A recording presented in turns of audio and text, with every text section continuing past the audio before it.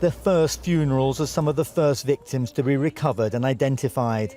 The whole town of Brumadinho is grieving. Their brothers and sisters, sons and daughters were employees and subcontractors at Vale, the company that owns the iron ore mine where the dam burst.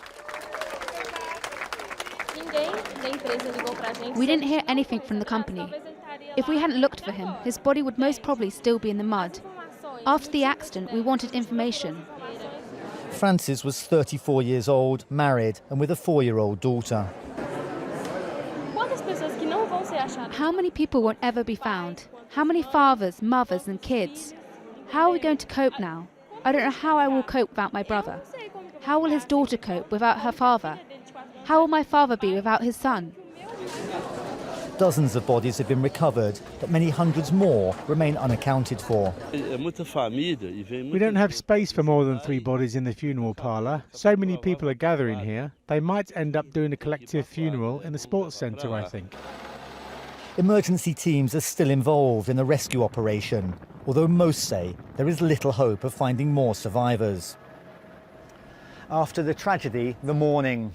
This is a mining town, but it's a small town where everybody knows everybody else. And with many, many more funerals to come, the anger people here feel is only going to grow. There are already signs of it, at lessons not learned, at insufficient investment in safety.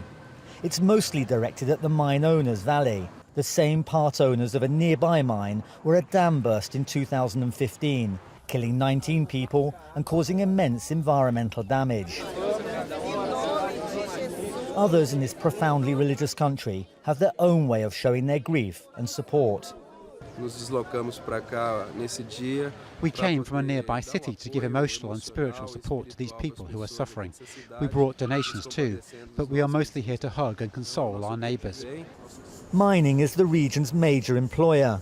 Amidst the grief and the recriminations, the Brazilian government, the mining industry and this devastated community must now tackle what is emerging as one of the biggest crises in the country's history.